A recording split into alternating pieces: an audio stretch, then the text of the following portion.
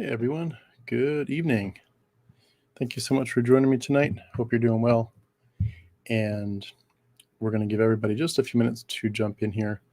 And a lot of my live streams, I like to mention to people if I'm going to be sort of reading a bunch of the comments, or if I'm going to be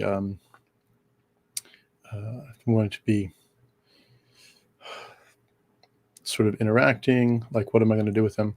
And in this particular one, it's going to be much more just me sort of going through some comments, through some notes of my own, and I'll certainly try to look through some comments if I can. Depends too on how quickly I get through what I'm going to share. But I do like to tell people up front in case that affects whether or not you put a bunch of comments in or not. So I don't see too many people in the live stream yet. I'm just going to give it another minute or two, see if we can have a slightly larger group before we get started. Hope you're doing well, by the way. I was just a few minutes ago in the live stream with, more than a few minutes ago, but with the Apostate Sisters, Nancy and Patty. If you have not gone over to the Apostate Sisters YouTube channel, please do like and subscribe. They're doing great work. They were part of the Church of God, which is the whole Armstrongism stuff. That's quite a different animal from what I was used to. And for anyone that's, from that background, they're especially going to be helpful. But even if not, they're doing some great work just talking about religious trauma. So I'm going to give it just one more minute here. I only see about 6 people in the live stream so far, so we'll give it one more minute, and then we'll get started.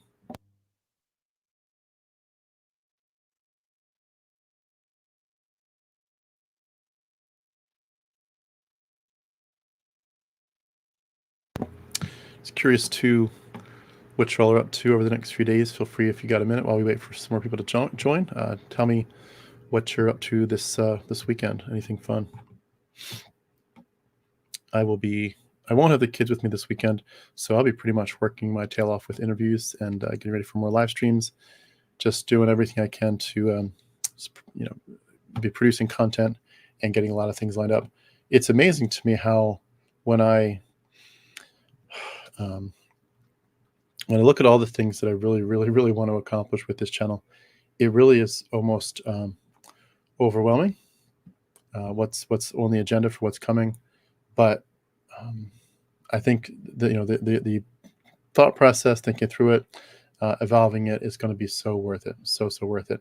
And I really I look forward to seeing as well the feedback from people. Hello there. It's a great handle. Everyone can kind of say hello there to you and then say it twice. Hello there. I'm in college learning programming. That's cool. Very cool. I see that means like coding and so forth.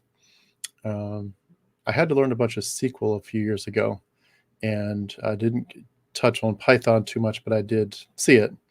But I did learn a bunch of SQL a few years ago. It was interesting. Learned HTML, of course, many years ago. But fascinating stuff.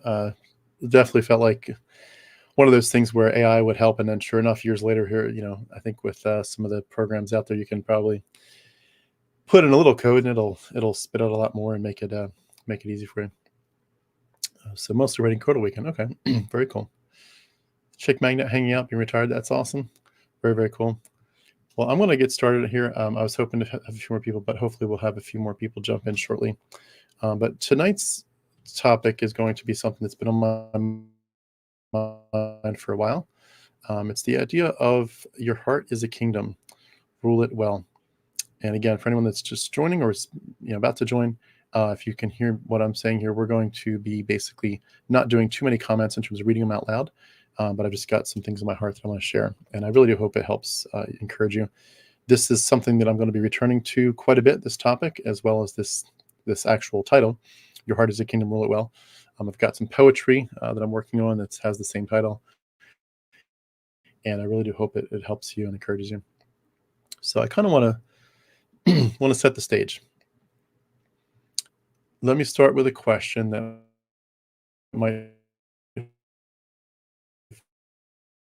feel a bit like too long. A question, kind of breathless for a moment. Whose voice have you been listening to when you make decisions about your own life? For years, I felt like I found out that I was obeying a voice that wasn't mine.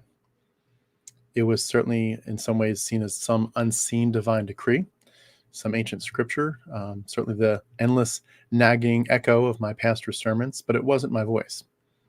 It wasn't even the still small whisper I've been told was the Holy Spirit. It was effectively fear wrapped in a shroud, a fear so insidious that it sort of seeped into my veins, into my brain, into my heart, into everything I did. It was so deeply embedded that it felt like a second heartbeat almost. It was control, cloaked as love, disguised as divine concern. It was sort of this shadowy ghost that lived inside my mind, whispering that I should always be diminished. I should always be less sure of myself, less in control, less whole, less me, more God. I was taught that questioning that voice was dangerous, that it was pride, perhaps even the very same kind of pride that cast Lucifer from heaven, with his first sin. I learned that doubting what I'd been told was this treacherous, slippery slope that could even lead people straight into hell, depending on the context. And so I became an obedient subject within a kingdom that didn't belong to me, paralyzed by the anxiety that even the smallest stray question could rip the ground from beneath me, could make me unworthy of love, unworthy even of salvation. And I wonder how many of you have felt that way. Have you felt trapped between the sort of the shuddering terror of hell and the suffocating expectation that you need to surrender everything? But there is a bitter irony that we're going to start to unpack here. It's called a twisted thread that's woven through everything. This sting that's right beneath the surface, that when the Bible says in Proverbs 4:23, guard your heart, for from it flow the issues of life. I don't think it meant that we should guard our hearts for someone else's purposes, but that was what we were sort of conditioned to believe. We were told that our hearts were dangerous, like some kind of treacherous trap, like a ticking time bomb filled with sin that needed constant surveillance. Like we were just one wrong thought away from damnation, or at least something really bad. And who held the key to that surveillance? Sort of us, but not fully us. We were really taught that God has the master key. But practically, it was, of course, handed over to preachers, to gatekeepers of purity, to our pastors, to our parents, to Christian leaders in the church and in Christian school, who claimed effectively to know the mind of God better than we ever could. Guarding our hearts was often confused with don't go too far when you're dating. I know some of you heard that in some contexts. I certainly did. It didn't just mean keeping your heart safe from harm. It also could include keeping our heart safe from ourselves. We were sort of told to build your walls high, build your walls of standards, like purity standards high, but also your walls of blocking out doubts, even your own desires, your own voice. It was certainly labeled protection, but I mean, wasn't it really at the end of the day just another cage? But the walls were built to keep us isolated. I think about that a lot.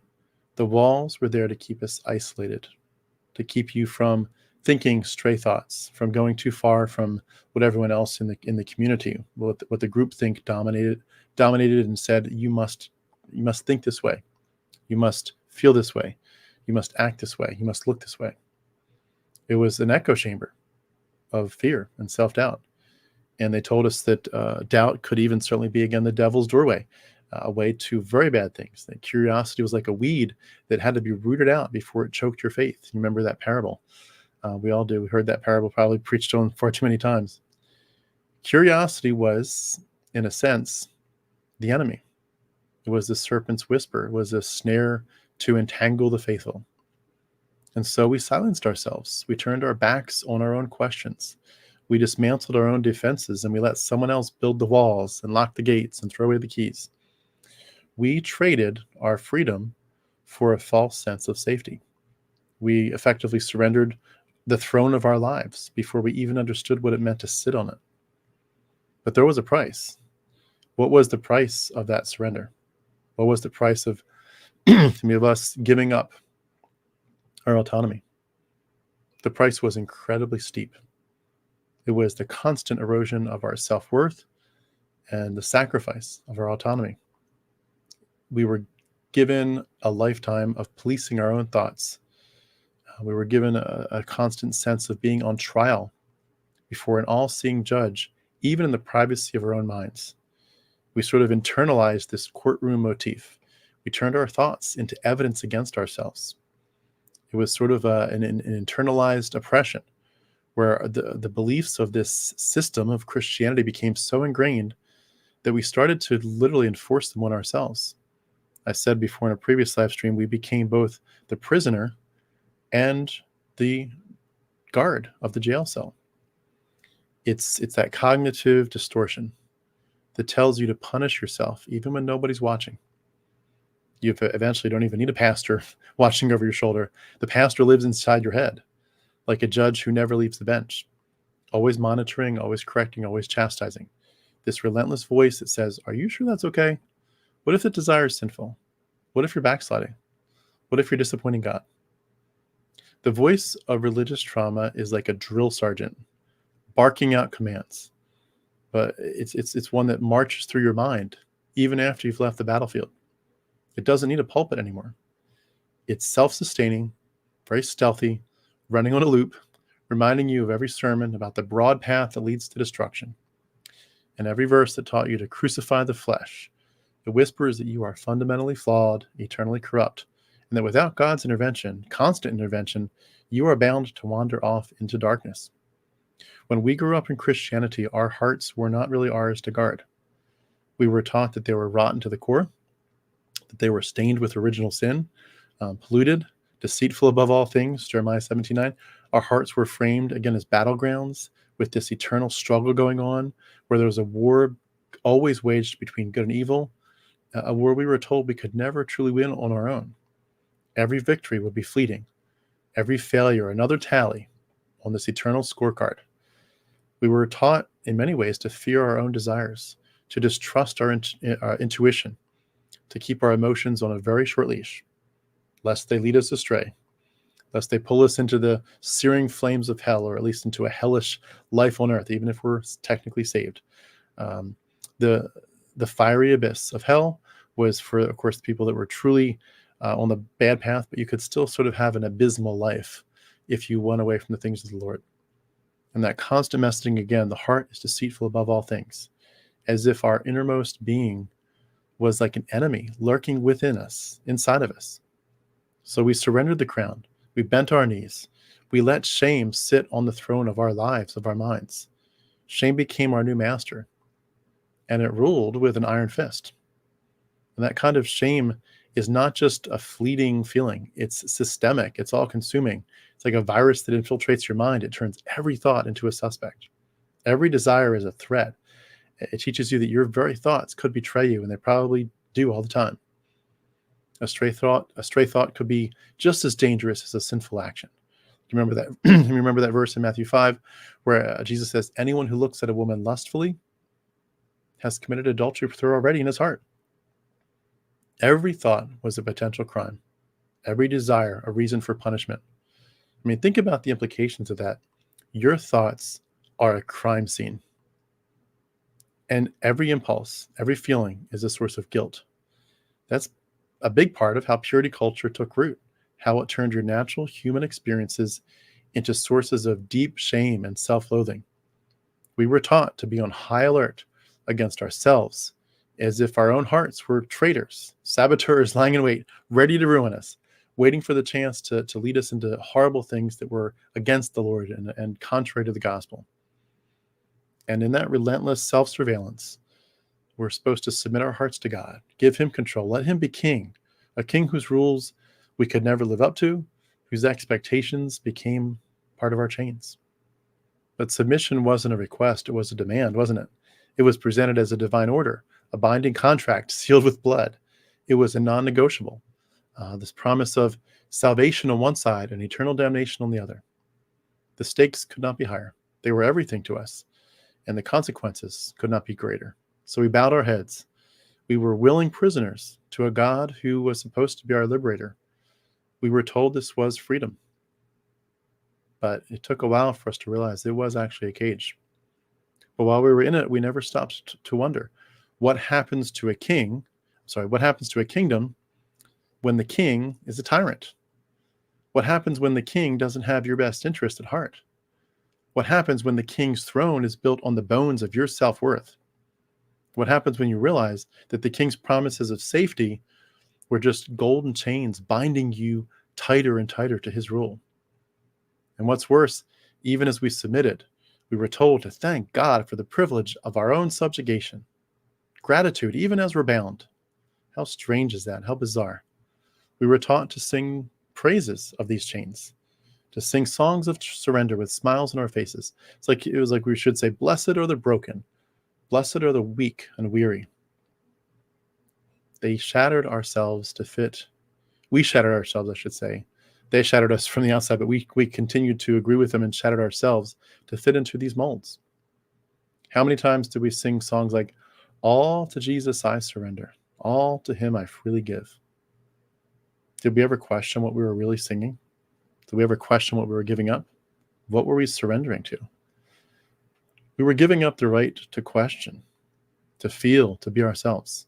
We were trained to see this bondage as freedom and to see our silence as peace. And every time we knelt in prayer, begging for the strength to resist our own thoughts, God, please help me to resist that sin, sin that keeps coming back over and over. Resist our dreams. We were participating in our own erasure. We were blocking ourselves out, all in the name of a salvation that demanded our disappearance. That's what religious trauma does. It convinces you must destroy yourself for the sake of saving yourself. It tells you self-destruction is the path to redemption. And if you can get rid of yourself, you will be finally at least having a chance of holiness. It makes you tear down your own kingdom. It makes you tear down your own kingdom of your heart, brick by brick, and then tells you you've done a marvelous thing. It's like a twisted alchemy. It's turning your confidence into doubt. It's turning your autonomy into dependence, and your vibrant, messy, beautiful self into a mere shadow. It's like a magic trick. It's turning your light into darkness. It's making you thank the shadows for their presence. And if you ever felt that shadow clinging to you long after the church was in your rearview mirror, you know what I mean. But I think it's time for us to reclaim that kingdom, to take back the keys, to sit on the throne that belongs to you. Your heart is not a battlefield. It's not a dungeon. It's a place of potential, of power, of profound beauty. And it's time to learn how to guard it, not for someone else's glory, but for your own healing, for your own joy, your own future. It's time to let the walls fall, to let your voice echo freely and joyfully, and to know that you are enough. I want to talk about the idea of the deception of submission. There's this tricky little psychological tool that religion uses over and over and over and over. They come at it from different ways. They couch it in different terms. But it's effectively this seductive promise of certainty. It's a promise that feels like a warm blanket on a cold night. It offers this divine clarity in a world of confusion. And it tells you that if you just submit, if you just let go and let God have the wheel, everything will be okay. It's a very enticing mirage. It's like a desert oasis that promises relief, but in the end only delivers more thirst. It sounds like a safe place, like finding a harbor in a storm. But beneath that comforting mask, beneath that veneer, is a devastating manipulation. It's a hidden agenda that demands a very high price. The high price is everything. Give up your autonomy. Give up yourself. Stop asking questions. Don't trust yourself. And they present this whole thing, this whole system as a cure for the disorder of the world. But it's a poison that seeps into your soul. It dulls your sense of self. It's a classic bait and switch. The bait is the promise of eternal life and godliness, and God will be close to you and keep you in his loving arms, and he'll protect you. It's the purpose of grand design, this divine plan that will make everything make sense. But the switch is that slow, creeping erosion of your ability to think for yourself, of your very identity. They tell you freedom is dangerous. Your thoughts are a wild beast that must be tamed. Submission is sort of spun, as it were, as liberation. But the real goal was always to make you compliant, to make you docile, like a lamb being led to the slaughter. You and I became so dependent on that promised certainty that we started to fear any deviation from it. Even innocent questions were not safe. And the false safety that they offered was built on shackles. It's like a spiritual Stockholm syndrome, where we clung to our captor for comfort. We clung to our captor for comfort. Theologians, pastors, etc., they love to quote Romans 12:2, where it urges believers not to be conformed to this world, but to be transformed by the renewing of your minds. But transformation in Christian terms is just a euphemism for indoctrination. It's a systemic breaking down of your ability to trust your own thoughts. You're asked to hold two conflicting ideas: that God loves you unconditionally, but that he will also condemn you if you step out of line. It's like being told you're both beloved, so beloved, and utterly loathsome at the same time. Cherished in one breath, damned in the next. And that inner conflict, it doesn't transform you, it splits you. It makes you doubt yourself over and over and over again until the only answer is surrender. We know that holding two opposing beliefs creates like a mental friction, a grinding tension that wears down your mind. You can't reconcile the idea that a God of love would allow suffering, would demand loyalty under threat of eternal torment. So instead, you suppress one of the thoughts, the doubts, the questions, because the alternative is too terrifying to confront. You let the belief in your God and his goodness override everything, even your own sense of justice, your own intuition about right and wrong. And the suppression that you do to yourself, it's absolutely exhausting. It slowly but surely eats away at your inner peace. It leaves a hollow anxiety that no amount of prayer can ever fill. You can pray for peace all you want to, but you find yourself trapped in this endless loop, this hamster wheel we talk about so much. You're asking for comfort while questioning your very worthiness of that comfort. And that constant tension forces you to turn against yourself.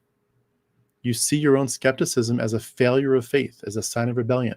You become your own judge and jury, finding yourself guilty of harboring doubt and building your own prison, really, brick by brick, with scriptures that were meant to set you free, I thought. It's a form of self-inflicted psychological warfare. And again, a lot of the topics we're going to talk about here, they're going to come back over and over and over and over and over to psychological manipulation, to psychological warfare, to propaganda. That's going to be a recurring theme here, because that's what we're talking about. This was something that was done to us, and we can't really heal fully unless we understand what was done to us and why we were so in love with what they did to us. Your mind was a battlefield, and your thoughts are the casualties. You start to believe that your inner turmoil is a sign you're not praying enough, you're not surrendering enough. But really, it's just your mind's desperate attempt to reconcile the irreconcilable. It's your mind's attempt to cling to an identity that it's like slipping through sand through your fingers. There's like this endless battle, and it's always the endless battle is against yourself. I mean, do you remember the sermons I sure do about you need to die to yourself? Paul says, I was crucified with Christ, therefore I no longer live, yet Christ lives within me. Remember those pulpit thunderings with warnings that your flesh is weak, that your desires are snares set by the enemy. They tell you that your desires, your everything, your very identity is to be nailed to the cross daily.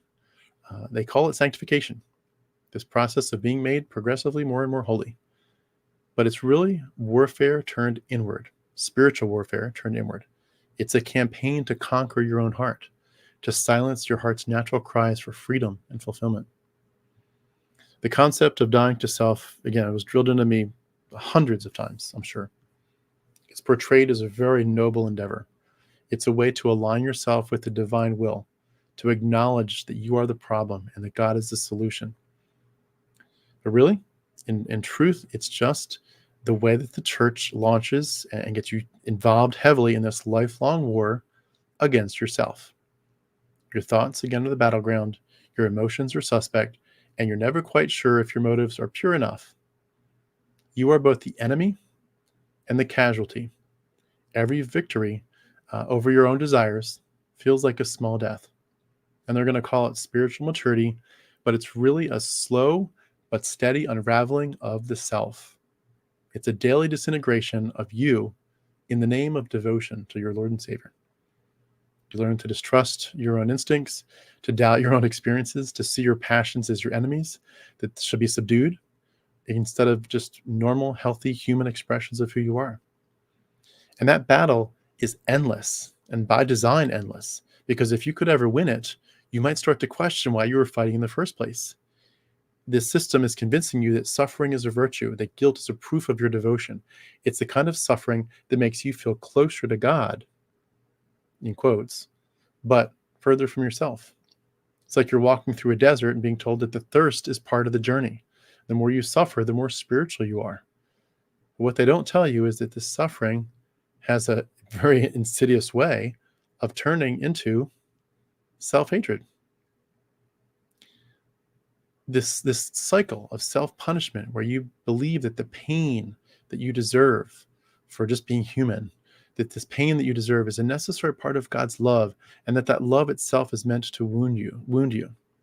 Even Job says, though he slay me, yet will I praise him. It's like a spiritual masochism where you mistake the sting of the whip for a touch of grace. This isn't just about religion. It's about how human minds adapt to survive in environments of emotional manipulation, where control is disguised as concern. The church was so concerned about our eternal souls, about our state, our walk with God. Oh, we're so concerned about you. We just want you to grow close to the Lord and, be more focused on the things of the Lord than the things of the world. But when you're taught that self-denial is the highest form of love, you start to think that wanting something, wanting anything, can and probably is inherently sinful. You internalize the idea that joy is dangerous, that peace is suspicious, like happiness is a temptation instead of a birthright. And so you create a cycle for yourself of deprivation, a pattern where even moments of happiness are tinged with this sense of impending guilt, as if you're stealing joy that just doesn't belong to you. It's like you're waiting for the other shoe to drop constantly. You're expecting punishment for every moment of contentment. You become haunted by the feeling that it's only a matter of time before the sky falls. And when it does, it's your fault. This psychological bondage, this internalized belief that you don't deserve to be whole, to be happy, to even want something different, this learned helplessness is what happens when people are conditioned to believe that you have no control over your fate. And when you've been told for so long that you're that dangerous, you learn to suppress your desires before they can even come to the surface. You learn to muzzle your own voice. You learn to distrust the very things that should make you feel alive and human. Again, we have become complicit in our own subjugation. We have become a prisoner of our own minds. Our hearts have become a prison cell, and the bars are made of Bible verses, and the key is hidden right behind the pulpit. That self-denial is glorified in Christian circles as evidence of true faith. But that's not what it is. It's psychological repression. It's dressed up as spiritual piety, but it's really just gaslighting. It teaches you that your thoughts, your feelings, your humanity is flawed and untrustworthy. And that's where the trauma digs deep and embeds itself semi-permanently in your psyche, deep in the recesses of your identity. It festers as a self-doubt, as anxiety, as a lingering sense that you're just never good enough, and that your best efforts will always fall short, because we all fall short of the glory of God, of course. You become caught in a loop of spiritual self-sabotage. You become convinced that your pain is somehow pleasing to God, and that your brokenness is a mark of his favor. It's like you're told that your tears are a sacrifice, and that your self-inflicted wounds, again, are holy scars. They're proof that you're on God's path and that he's doing something amazing in your life. The title of this topic tonight is, again, Your Heart is a Kingdom, Rule It Well. But I want to talk about the idea of a kingdom in ruins. Imagine your heart is like a once proud castle, big and tall, beautifully built, spires reaching towards the sky, a place that was once vibrant and strong that people came to see. It was amazing, so well built, full of light and beauty and possibility. And its walls were built well.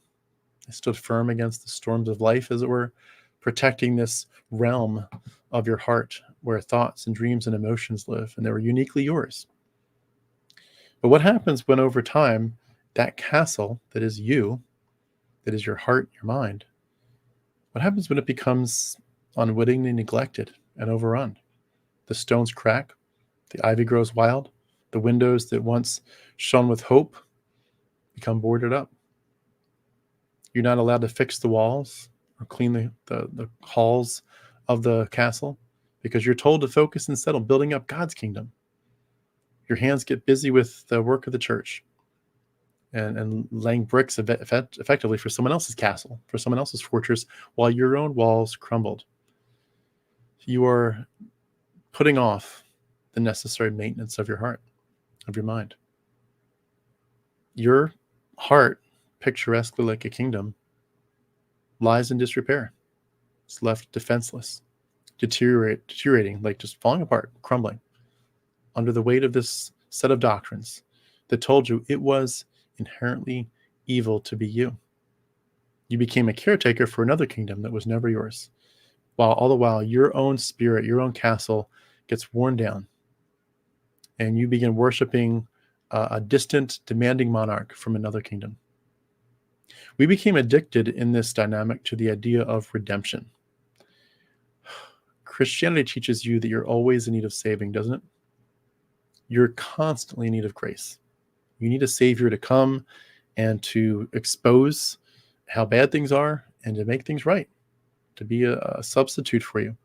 It's not just a teaching, it's a dependency. Like you need this. This is a necessary piece of the puzzle. You have to have a savior. It's basically the key part of the chain that wraps around your heart and keeps you tethered to this church and to this belief system. You learn to believe that without someone else stepping in, like on a massive level, stepping in and being your redeemer, you're lost. It's a story that keeps you so small, insignificant. You're perpetually broken. You're just desperate for another dose of divine mercy. It's like a drug that promises relief but keeps you hooked. You're addicted, and I was addicted, to the narrative of sin and redemption. This endless cycle of guilt and grace, guilt and grace. Those are the highs and the lows. And they dictated our emotional state for many of us for decades. But it's just like any other addiction. It keeps you coming back, feeling unworthy, craving the next fix of forgiveness. God, be merciful to me, a sinner. Oh, thank the Lord, I'm forgiven. His mercy is new every morning. God just hit the reset button. We're starting over again. And a day later, wow, what a wretch I am. I've messed up again. It's a very psychological addiction. It's tapping into your brain's reward system, very similar to substance dependency. Every time you confess, every time you hear that you're forgiven, it's like a hit of dopamine. It's this brief moment of relief from the crushing weight of your self-reproach. But that relief is always fleeting, and the guilt returns very quickly, sometimes stronger, heavier than ever, reminding you that you're nothing without divine intervention and saying, if you were really serious about the things of the Lord, if you really meant your last apology, you wouldn't have sinned again. The fact that you did it again and you need to ask forgiveness again, wow, you really are a wretch. You're more of a wretch than we thought you were in the first place. You become conditioned to believe that your worth is tied to your brokenness and that the cracks in your heart are what make you essentially what attracts God's love to you. The more that you can admit, I am so bad, I am so needy, that's the only place where God can come in and say, finally, you get it. You are so rotten to the core. This is the only time I can actually come in and intervene and fix you. Again, this cycle of learned helplessness we've talked about recently. When someone is conditioned to believe that they're powerless to change their situation, which is what Christianity does, you're helplessly spiritually deficient. They're weaponizing these doctrines and keeping you very much in this prison. You can't overcome your struggle. You can't overcome your sin, your desire, your lust, your so-called sinful nature without God's help, without the Spirit intervening. And your self-worth becomes contingent on you being repeatedly rescued. And in that addiction, your kingdom continues to slowly crumble, because we never learn to be enough on our own. We never learn to patch the holes in our own walls, to stand under our own power. We're taught effectively the castle must remain in disrepair, because only then will the king come and make it whole.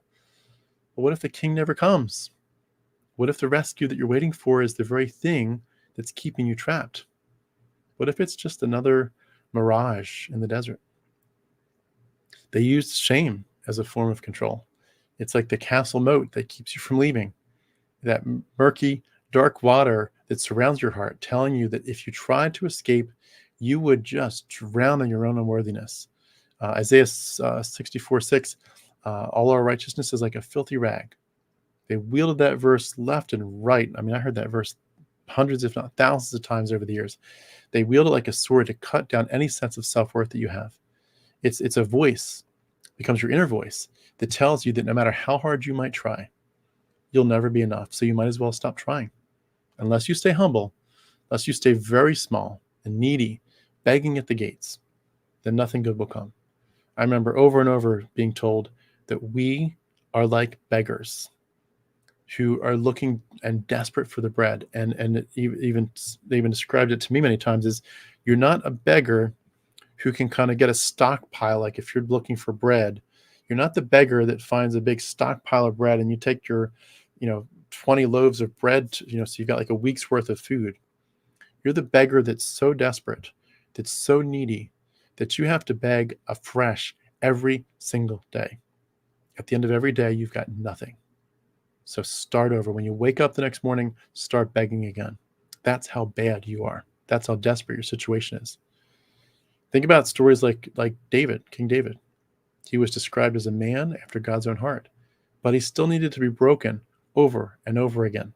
And David's story and others like it in the Bible becomes like a parable for your life. No matter how much you achieve, you are still so flawed.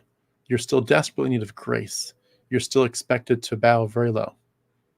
And this narrative keeps us again in a perpetual state of contrition. It's a way of keeping you from exploring your own strength, from looking at your own potential. Always keeps you from questioning, from believing, maybe I can do it myself. Maybe I can fix my own walls. No, you can't. Shame is a psychological trap, and they're using guilt as the bait. Theologians might call it conviction, the Holy Spirit's convicting power.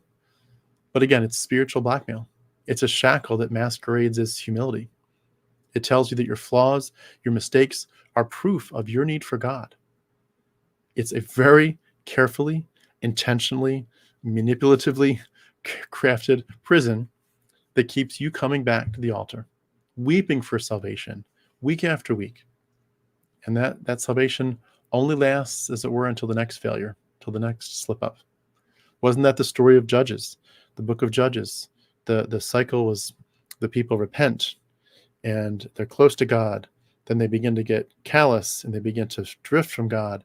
God gives them over into, their enemy or something bad happens, and they slowly repent. God brings them a judge who helps them to repent for in the fullest sense, and they get deliverance. And it just starts over and over and over. They're using shame to keep us captive. They're making us believe that leaving the castle means leaving behind the only source of love that could ever tolerate your imperfections.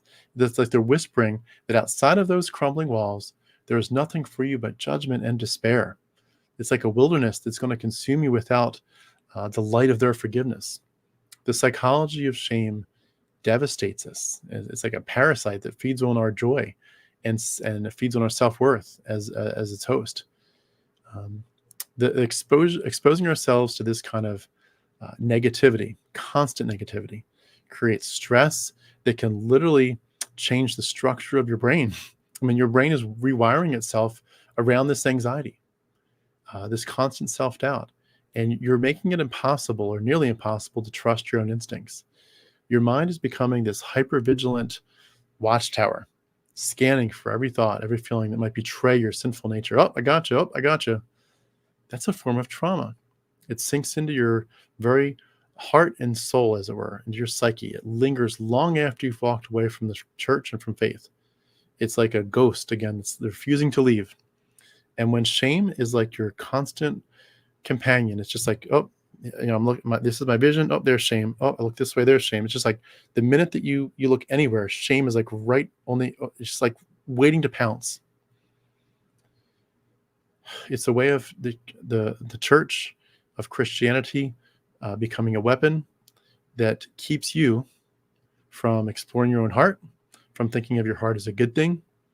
And they think that if you never look closely at your own desires, if you just don't look there, don't ever look at your own desires, don't try to give yourself any kind of credit, any self-worth, any power, that they can keep you weak.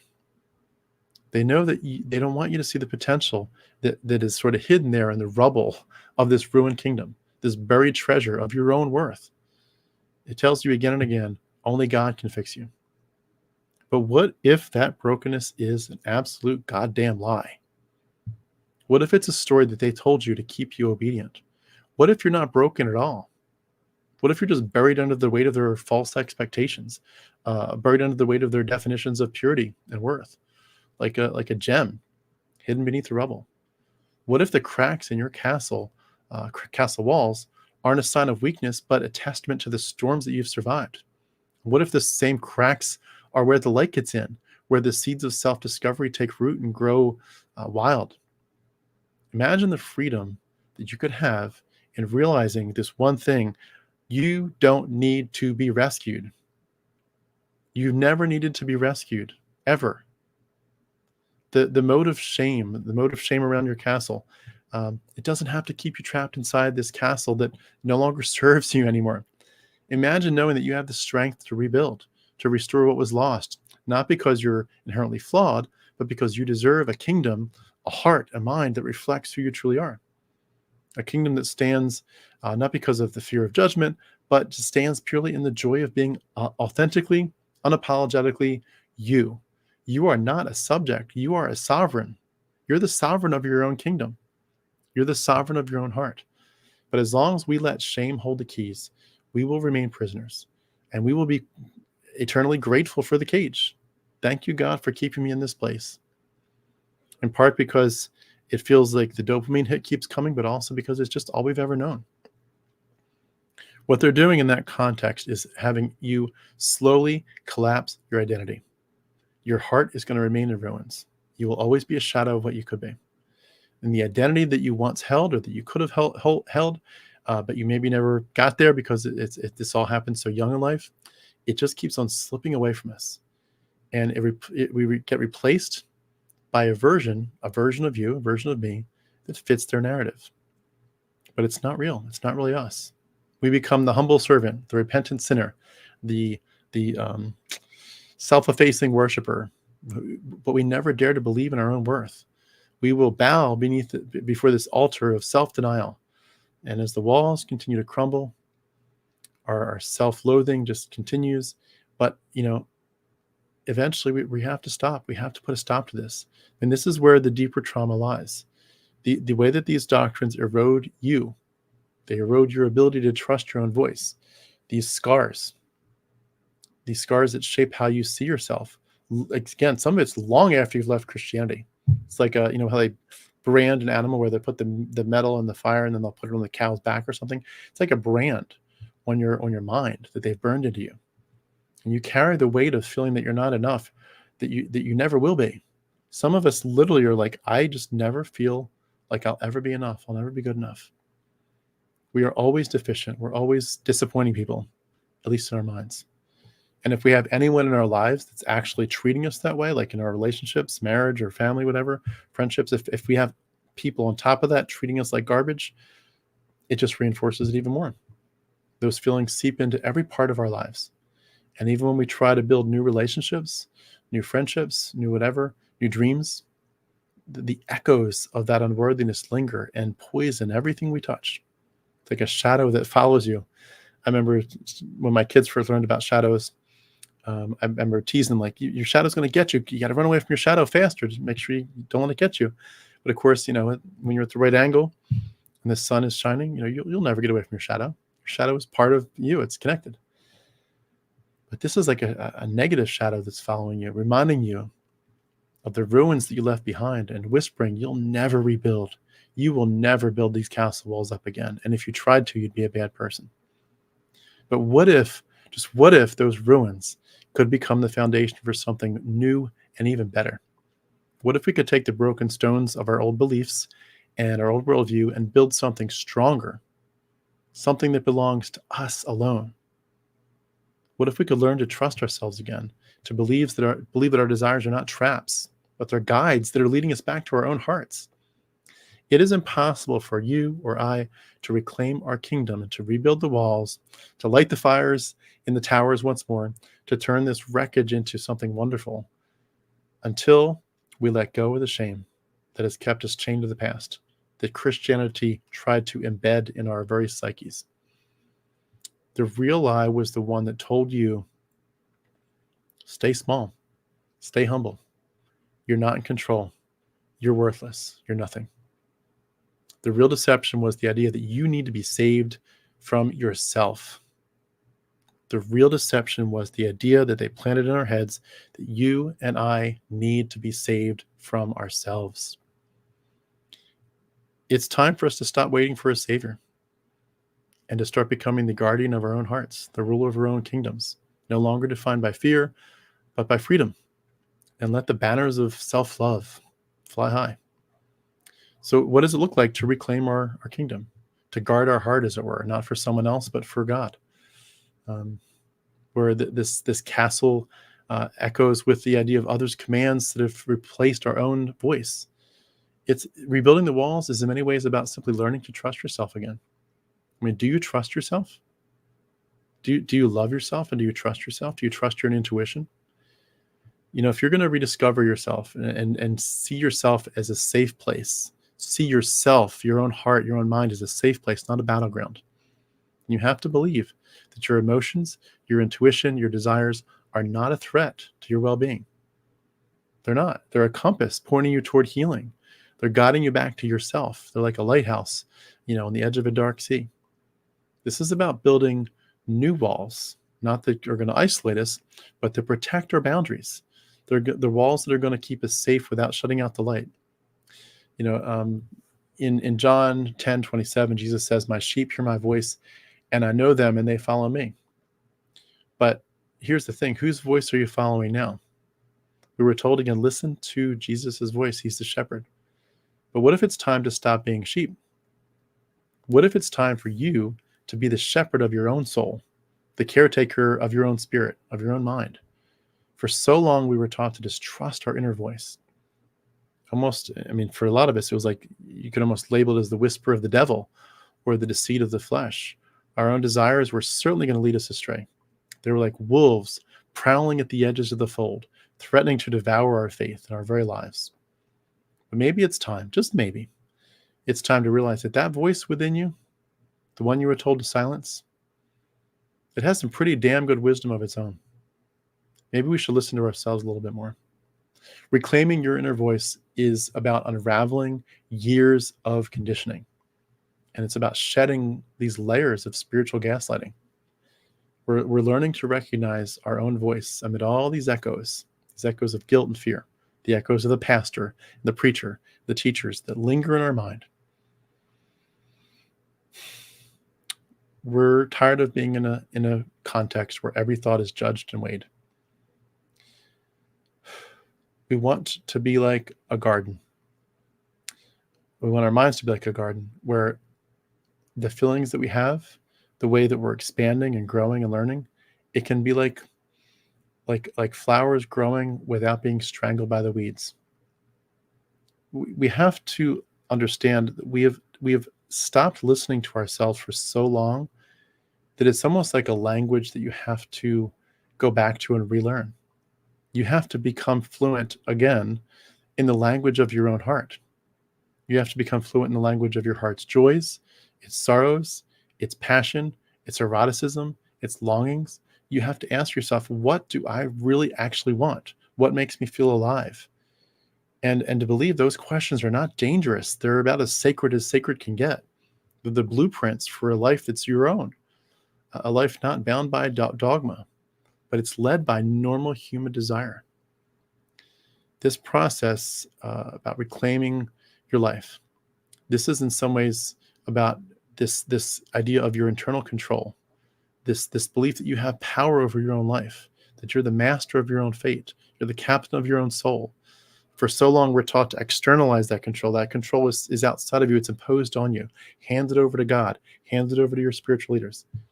Your worth, your purpose, your everything was dictated by doctrines and decrees, like royal edicts from a king or a queen handed down to you from a throne that you can't see.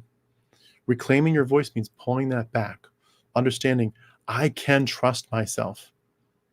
Your heart is not a traitor to you. They were teaching you your heart is a traitor to yourself. Your heart is not a traitor. It's a trusted guide that knows the way back home. And I think that's where a lot of the recovery that we're all in against religious trauma is going to perhaps begin. We're reconnecting with our sense of agency. We're learning to feel that we're in control of our own life again. And when you've been told for years that your only safety lies in obedience, it can feel honestly terrifying to step into the unknown of self-trust.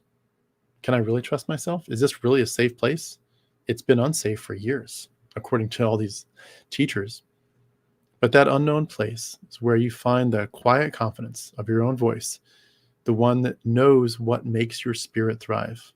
It's like finding a hidden room in your own castle, a place that's untouched by years of neglect, where the light still streams in the window and the air is clear. It's a space that holds the echo of your true self. A lot of that is going to involve, honestly, reclaiming the power of the word no.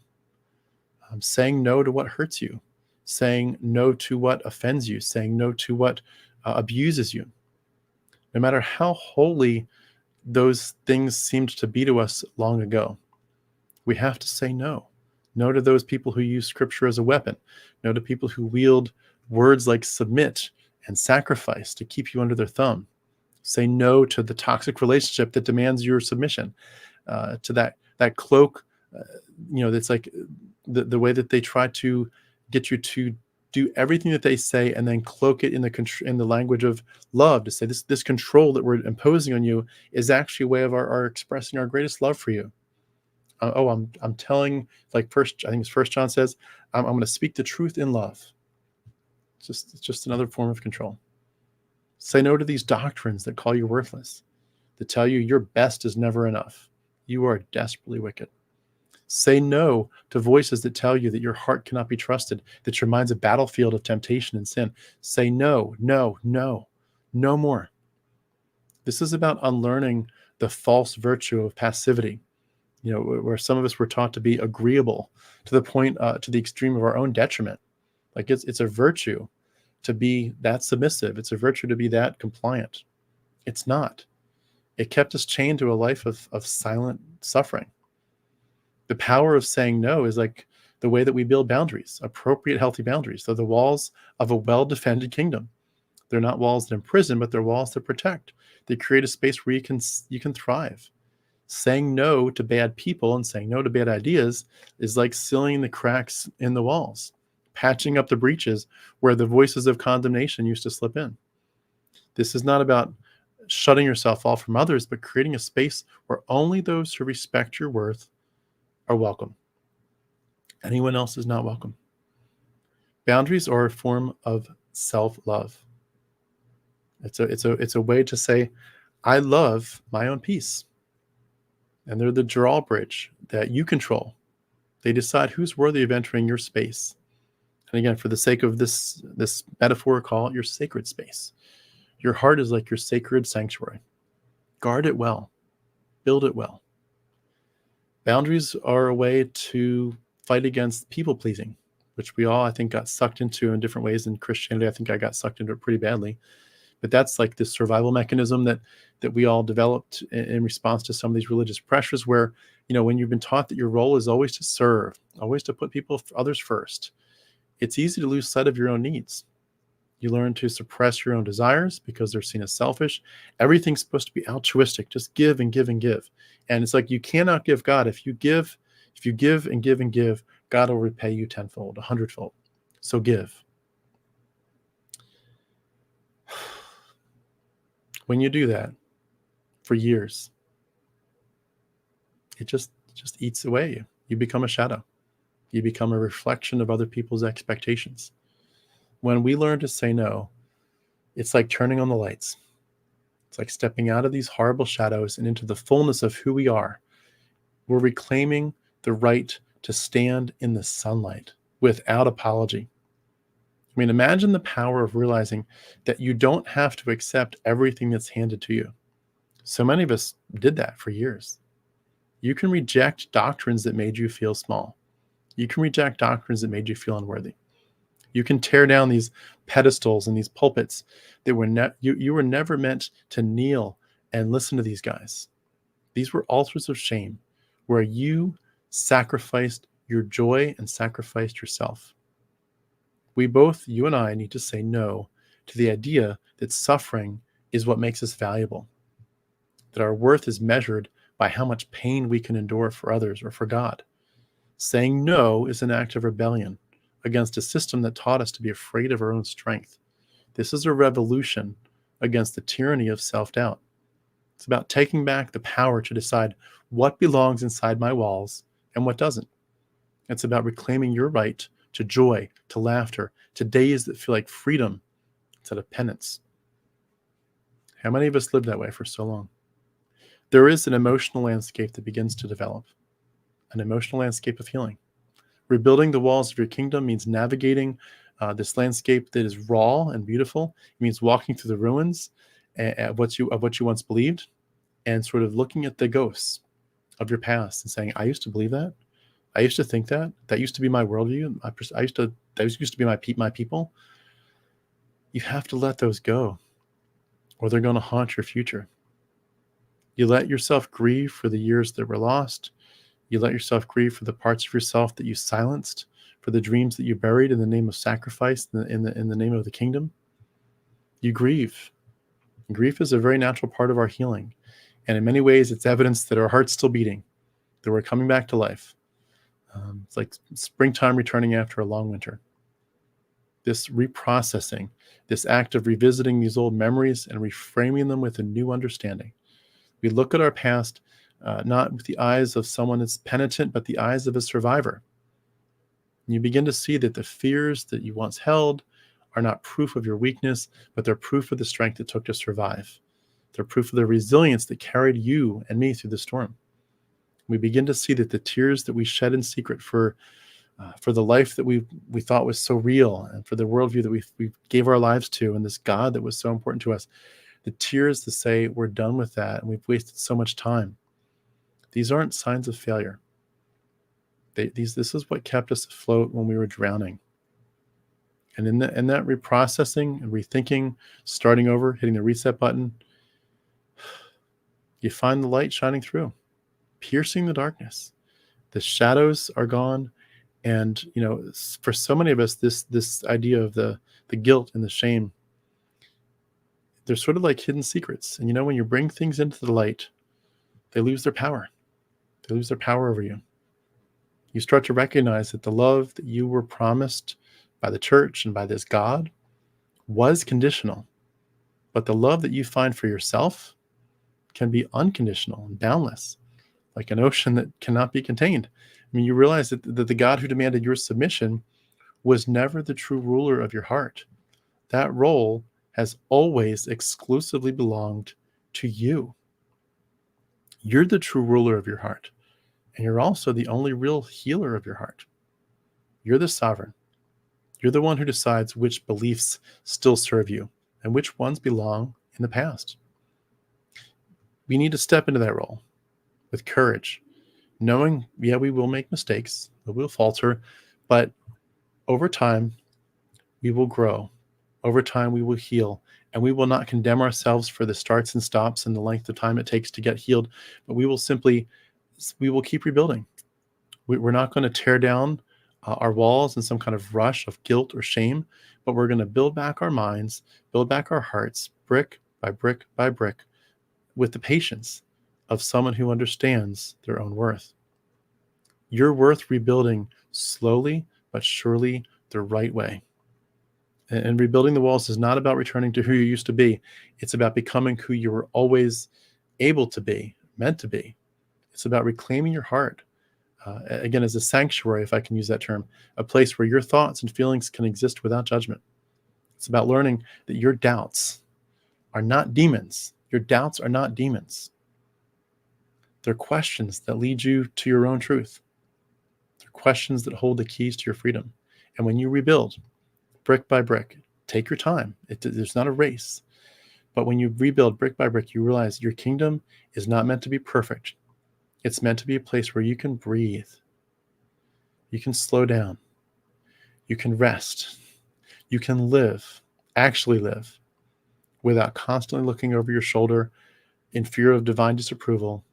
And peace is, again, it's not the prize that you achieve sometime, somehow, maybe if you jump through a bunch of hoops. Peace is just something that should have always been part of your life. And maybe, eventually, we can finally feel free to be imperfect, free to be whole, free to take up space in our own life.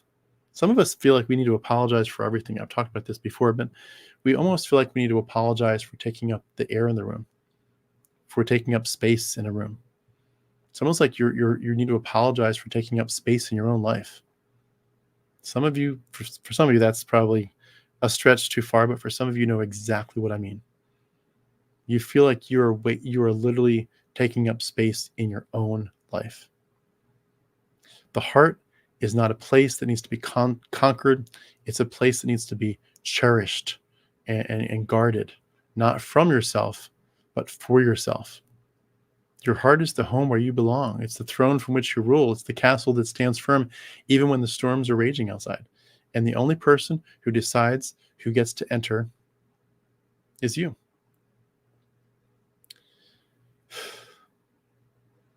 There is so much to unpack in these. It's amazing. This is just such a crazy world, isn't it? Such a crazy life. I was thinking about how I read sometimes about trauma and the brain and how it works, and I don't know too much, but I know that part of the brain, what they call it, the amygdala, that part of your brain that's responsible for fear, it's really been trained by all these aspects of the Christian worldview. It's been trained over time to react every time you even think about stepping outside of the lines. But our brains are resilient though. And despite all this trauma that's going on, they can form new pathways. And it's about time that you gave your brain, it's about time I gave my brain something new to think about.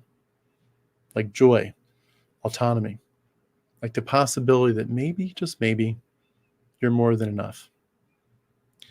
Again, there's going to be grief, the grief of losing certainty. The certainty that we had is like losing a parent almost. It was a parent that was strict and sometimes cruel, but always there. When you step away from faith, you lose that anchor. You lose that guiding star. But the truth is that certainty was always fake. It was always a mirage. It was a promise, yeah, but the church could never fulfill it. And now you have the chance to build something real, your own value, your own meaning, your own compass.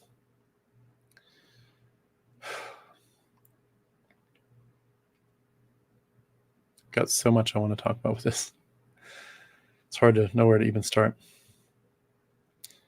I was thinking about, again, the word healing. Healing is so critical to this. Healing from religious trauma is like rebuilding this castle, this fortress that's been broken down, that's been overrun. I've talked about how this is an act of defiance against the past. This is reclaiming what was taken from you. Picture it. Picture the actual crumbling walls. Picture the stones shattered and, down on the ground. The battlements, as it were, shattered by the years of this supposed warfare. The foundations of your castle are very much cracked under the weight of fear and shame.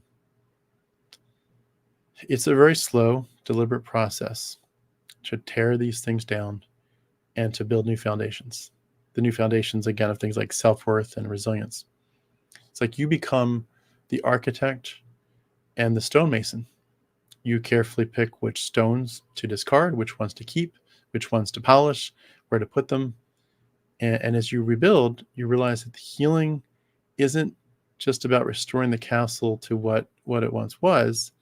It's again transforming it into a place that's really you, that reflects who you are. And in some ways, that's a process because you have to figure out, who am I? How do I want to build my castle? If I'm going to be finally safe from the judgment that once ruled over me, from the shame and the guilt, how do I make this place me? And the problem for a lot of us is our identity was stolen from such a young age that the idea of who are you and how do you get back to yourself is a really confusing question, because we don't know who we were. This prolonged stress has rewired our brains. It's etched new pathways in our minds. Like, how a river can, if it's going through a rock over time, it can kind of carve a pathway through. It's like this has changed the very circuitry of how we perceive the world. It's a map that's been redrawn with roads that lead only to dead ends. But when you've spent years on high alert, you're bracing for judgment, you're bracing for condemnation. It's not just an emotional state, it's your neurological pattern. This is a pathway that's worn deep into your mind. And this is why for many of us, even after we've left Christianity, even years later, it's almost like we can still hear the voices of condemnation. You are bad, bad, bad. It's like an echo that just doesn't want to die.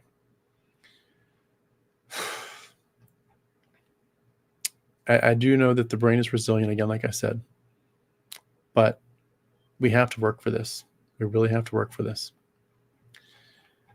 I wanted to talk about, to wrap this up here tonight, about the idea that if you're going to guard your kingdom, if you're going to rebuild your walls and you're going to guard your kingdom and say, I'm never going to let this happen again. I'm going to be stronger than ever. I'm going to be more beautiful than ever. I'm going to trust myself. Then you're basically going to have to say, as I rebuild, I have to also learn how to guard myself so that this doesn't happen again. And I can truly take these wins and this strength that I'm reclaiming and keep it for the rest of my life. You start, as it were, standing in the ruins, and you start to rebuild. And even as you're starting to rebuild, you can almost hear the hymns and then the prayers in your head that you still cling to. And there's something almost hauntingly beautiful about that. It just feels like that's my old life, and it feels so normal. And these old songs, these prayers, they used to carry all of our hopes and fears. And we have to learn that as we look at these crumbled stones and we're rebuilding, that we can't just see destruction, but we have to begin to see ourselves as resilient. And at least as we rebuild, say, I'm going to be more resilient than ever. That what happened the first time couldn't last forever, and I got torn down. These ruins, as it were, had a beauty of their own. They do bear witness to the battles that were fought in my mind and my soul. They tell a story. But if I'm going to move past that, take a season, remind yourself that walls can fall, but they're also leaving a space for new ones to be rebuilt. Walls of your own making, walls of self-understanding. But in that context, when you're learning to say, what can I rebuild? I'm in a state of brokenness. What can I do from here? How can I rebuild? How can I rebuild stronger than ever? You have to have what I like to call, in different contexts, but I'll bring it in here, a scope for the imagination. You have to imagine. You have to imagine how you can rebuild your life, how you can create something that's truer and stronger than what stood beforehand. If your heart is a kingdom, it's a place that belongs to you alone. If there's so much possibility, if this is a place where your voice can finally echo louder than the voices of the past, and your dreams can truly take root and grow and just overtake the rest of your life, where you have the power to decide, again, who gets to stay and who needs to leave, where you're the gatekeeper, you wield the keys to the kingdom. Those keys were stolen from you. You've got them back. And you're learning to set boundaries. You're learning to raise the drawbridge when you have to. This is about knowing that your peace and your identity are worth protecting. Your heart is not a free-for-all. You need to unlearn. I need to unlearn the lies that were told to us about who we were. I think as we get through this and as we start to uncover the dynamics of the trauma that was done to us, and as we reclaim ourselves in our autonomy, as we stop thinking of ourselves as the traitors that we were taught to believe that we were, we're learning to say, I don't owe anybody. I don't owe anybody. I don't owe anybody my openness, my vulnerability, unless they've earned that trust.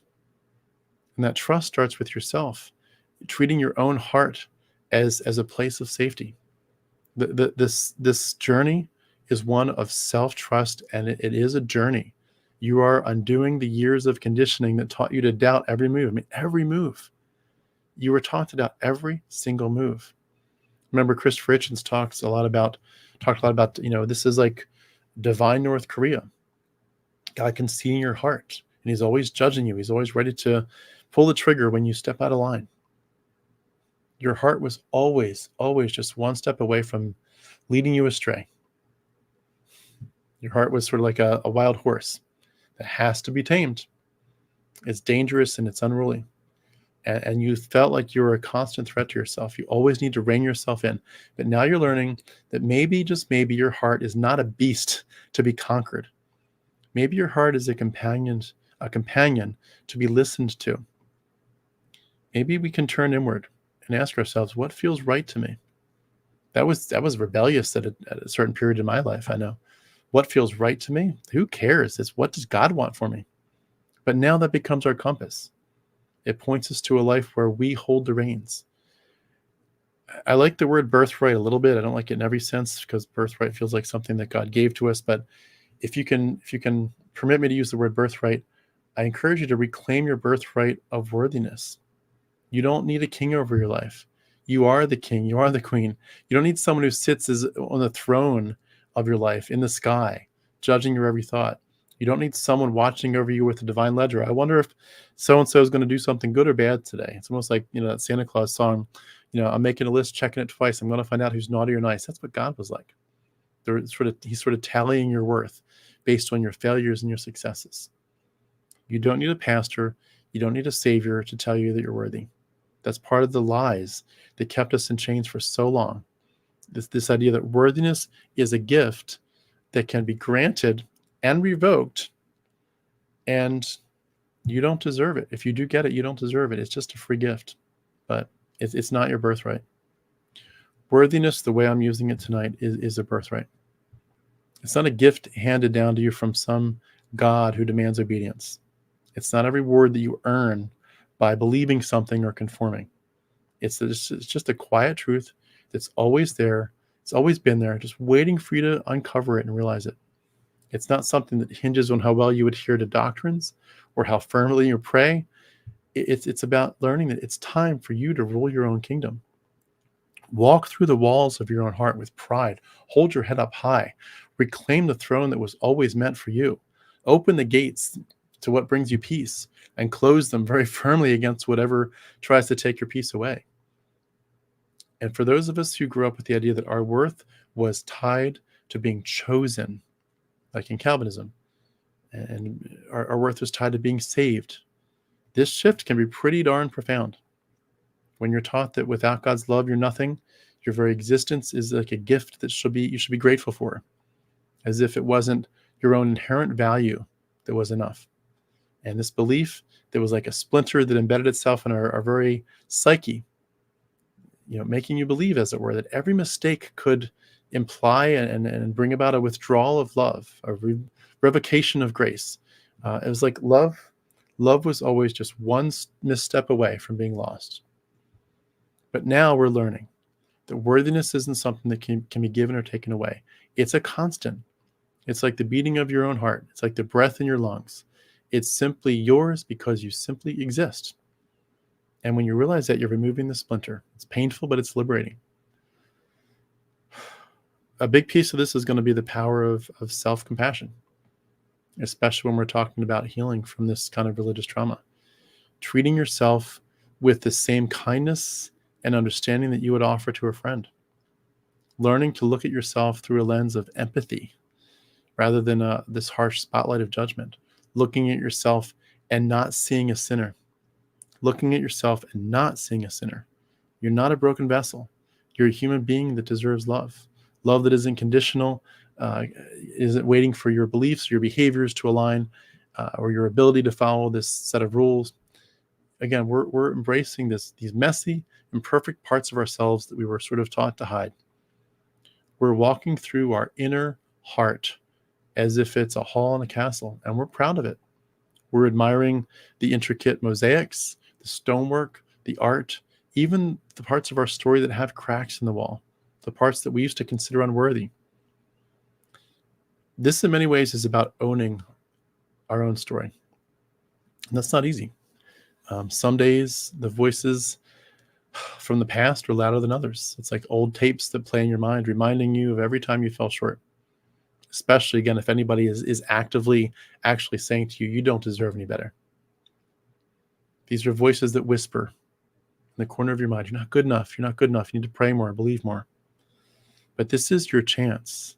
This is your opportunity. This is your moment to silence those echoes, to silence those critics.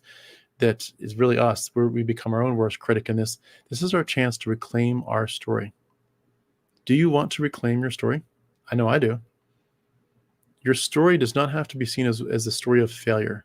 It can be seen as a story of survival and of defiance against a system that tried to basically wound you, keep you imprisoned. This is your story of finding your voice in the echoes and the silence of what they left behind when they were gone. It took us a while to move on from them. But now that those voices are gone, we can find ourselves. It's like somebody that's trying to write our story, and we can take back the pen from their hand. The people that told us that our life was just a chapter in God's book, a part of God's plan. We can start writing our own damn narrative. Take the book back. Take the pen back. It was stolen from you. Rewrite the chapters that were edited to fit someone else's agenda. Turn the margins of your book into places where your thoughts can flourish. It is messy, and it sort of feels like stumbling through the dark, like you're finding a way in a room where the lights have just been turned on. It's like, where am I? It might feel for many of us like you're learning to breathe again after holding your breath underwater. A lot of things are uncertain. Certainty was, again, sort of the cage that they kept us in. Freedom is this open sky, but when you've spent a lifetime in a cage, that feels very unfamiliar. The feeling of being unbound is very unfamiliar, and it's kind of weird. But it will be your story. It will be a story where you are the protagonist. You're not a footnote in someone else's script. This is a story where your voice matters, and your desires are not dangerous. They're giving you directions towards the life you want to live. Your journey is guided by you. You are your own North Star. And you will write chapters, and I will write chapters in my book filled with mistakes and victories, doubts and discoveries, but they will be yours and they will be mine. And those chapters, I believe, are going to be worth more than all the certainties that we left behind.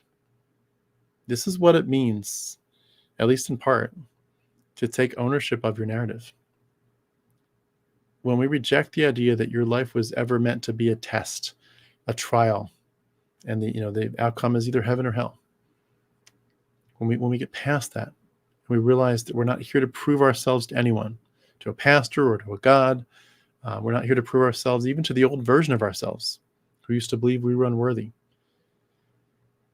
We're learning to see the journey as a series of choices, some of them beautiful, some of them extremely difficult, some of them painful, but they're yours.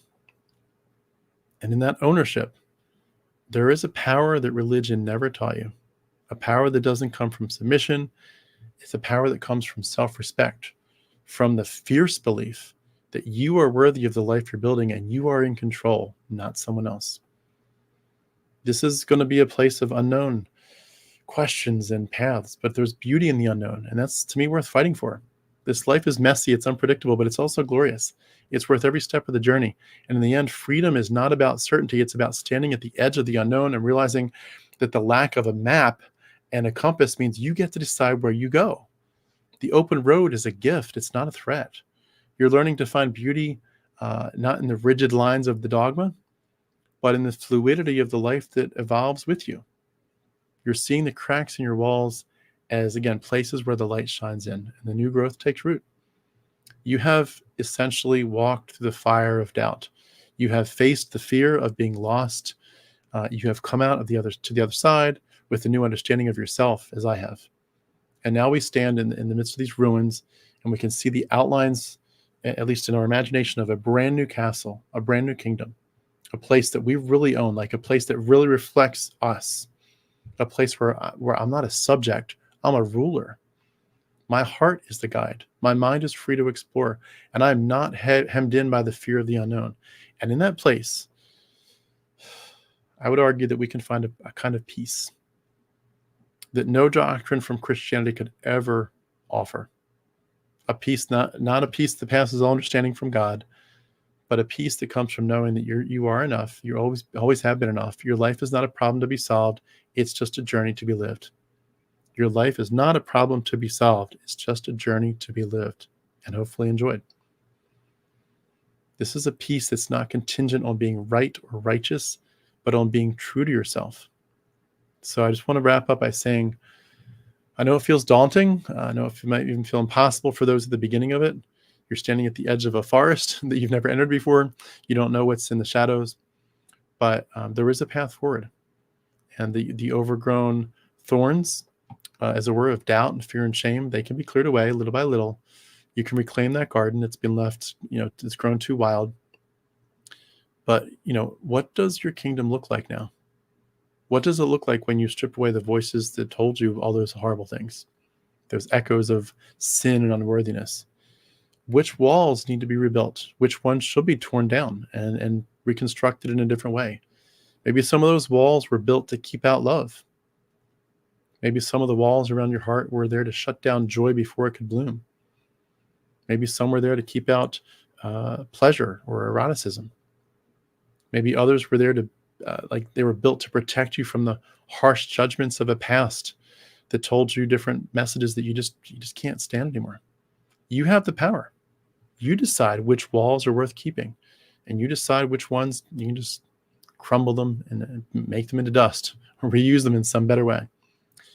Reflect on those structures that still stand there. Think about what's still there, and does it still serve you? Because you can undo the damage. There are walls of guilt, for example, that are going to rise up when we think about wanting more for ourselves. There are walls of guilt that rise up when we think about setting boundaries, about saying no. Are there some towers where we're still labeling ourselves sinful? Like this sort of like a sentry that's trained to keep you in check. Maybe it's time to tear down some towers built by fear. They were designed to keep you from wandering too far and dreaming too big. You don't have to monitor yourself at every turn. You don't have to expect punishment all the time, as if God's lurking behind every corner with this tally. Those towers were there to keep you compliant, to think of you as a threat. You have the right to dismantle those towers brick by brick. Let the light in. And the gates that determine what's allowed in your mind and your heart. What do you want to bring inside the gates of your mind? As you begin to understand that not everything needs to be filtered through the old lenses of shame and guilt. What do you want to welcome into your life, into your mind, through curiosity and joy and passion, even things that you were taught to fear because they didn't fit into the old definitions of holiness? Let things in that make you feel alive. Some of it's messy, some of it's it's going to feel like it doesn't fit the old rules. That's okay. Let curiosity be your companion again, without the fear that it's going to lead you astray. Just let joy of being you flood your halls like sunlight. Open the gates wide to experiences and emotions that were once forbidden fruits, as it were, and taste what it means to be fully human. Enjoy being you. Figure out to, slowly, in your own mind and with help with the community, how to be safe in your own skin. Talk with people. Share what have I been through. Sometimes a lot of the building of our walls is not meant to be a solitary one. Some of it is, but some of it's not. Your pain in many ways has made you feel alone for a long time, and maybe in some ways you're just used to being alone. And in many ways, I would admit I'm just used to being very alone in my own thoughts. Part of that might just be my own, I'm an introvert. But, religious trauma does have a way of isolating us and making us believe that no one else could possibly understand the depths of our struggles, the confusion that's come from this past, or from, especially at this point, the confusion that comes with unraveling a lifetime of beliefs. But there are other people out there, people who know what it feels like to question the very foundation, who know what it means to have to rebuild their castle. There are people around us who understand the weight of stepping out of their faith, a faith that defined their entire identity from start to finish, who've walked away from the church altar, and they're wondering, can I find solid ground again? There are people who will walk with us in this journey. Connecting with them is a part of our trauma recovery. Certainly there's therapists out there that some of us need to be going to, who can talk about this healing, and just maybe sharing your story with someone who is definitely able to dive into this on a truly psychological level and help you directly, profoundly rewire your brain, especially those parts that have been conditioned to anticipate judgment. But whatever you do, whether it's through friends, community, or a therapist, etc., all the above, when you speak your truth, you are disrupting the cycle of self-silencing. You are disrupting the cycle of censoring yourself because you felt being misunderstood or condemned. It's as if we're still hiding from this all-seeing eye, not of Mordor, but this all-seeing eye of divine scrutiny. And sometimes when you tell your story to someone who listens, without trying to fix you, without judging you, you start to believe that maybe, just maybe, I'm okay. And maybe my experiences are valid. And you can start to internalize a new truth, that your pain is not a flaw, your questions are not failures, your desire for this new life outside of faith is not a betrayal. You are reclaiming your right to exist freely. So, as you're going through these paths of healing, find community, find people who've walked the path, who have faced the same doubts, and they have the same scars and the same strengths. Your kingdom is yours to rule, but we don't have to rebuild alone. Healing can happen in spaces where our stories overlap, and where we learn we're not the only ones that have questioned and have grieved and have dared to hope that there's life outside the church, then it can be meaningful. In those moments of shared vulnerability, you might find that you're not broken after all. You might find that you're stronger than you ever imagined. And you'll find that there's power in being seen and being heard, and having someone look at the ruins with you. Say, I've been there too. And you realize your story is not a scarlet letter. It's a badge of survival. Community is not just about finding people who've left the same beliefs behind. It's about creating new traditions, new ways of gathering, new ways of supporting each other, where the old rules don't dictate what is acceptable. And maybe you find it in something even outside of the deconversion group. Maybe it's just a book club, or some kind of club that explores philosophy, or a group that looks at the sky, the stars at night. Who knows? Sometimes these deep late night conversations where every question is allowed and nobody's required to have all the answers, maybe that's where some of the healing starts. Discovering that belonging doesn't have to come at the expense of your authenticity. You don't need to fit yourself into a mold to be accepted anymore. In fact, the people who are worth keeping close, most likely, are the ones who will celebrate your growth. They'll celebrate your questions. They'll celebrate your evolving sense of self. Find the people who encourage you to be more, not less, of who you are. Sometimes reaching out for help, it can be an act of courage, a declaration that you're worth being understood, you're worth being helped. It's about choosing to break the silence, to lift the veil that's hidden your pain, and to start the process of healing, privately as well as in community. Remember, your strength that you find in these connections and that you find in your own heart, it's not a sign that you can't do it alone. It's a reminder that you don't have to. Again, wanting community to walk through these things with you is not a sign that you need everyone, but it's a sign that you don't have to be alone. You can realize that Healing is not like this solitary ascent up, the tall mountain. It's a journey. You're allowed to hold someone else's hand along the way. Your heart is a kingdom. Rule it well. Rule your heart, your thoughts, your life, your motivations, your power, your passions, your sexuality. Rule yourself with the kindness and care that you were really never taught to give yourself. Guard your kingdom like a precious garden. Pull out the weeds, water it well, give it sunlight, nurture that new growth that comes after a long winter. Pull out the old beliefs, plant new seeds of hope. You deserve nothing less. You deserve a life that's not defined by the fear of falling short, but the joy of discovering how high you can rise. And as we heal, we realize we can do a lot more than we ever dreamed possible. And I encourage you to take that confidence. Take that confidence like you're taking the bull by its horns. And know that you deserve to believe and to know that your heart is not a place of sin and darkness. It's a place where light has been shining. Light's been shining on your heart, but light's been shining out of you. You're beautiful just the way you are.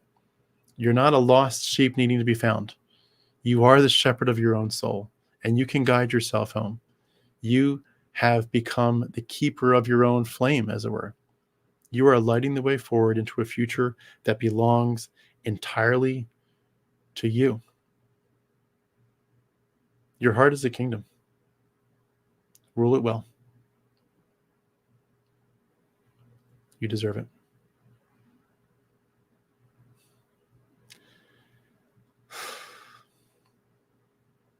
It's a lot of stuff, isn't it? It's a lot of deep stuff.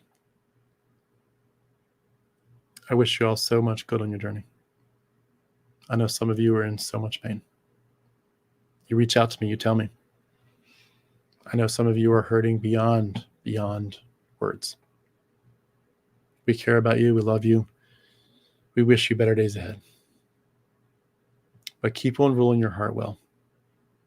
Your heart is a kingdom. Thank you so much for joining me tonight.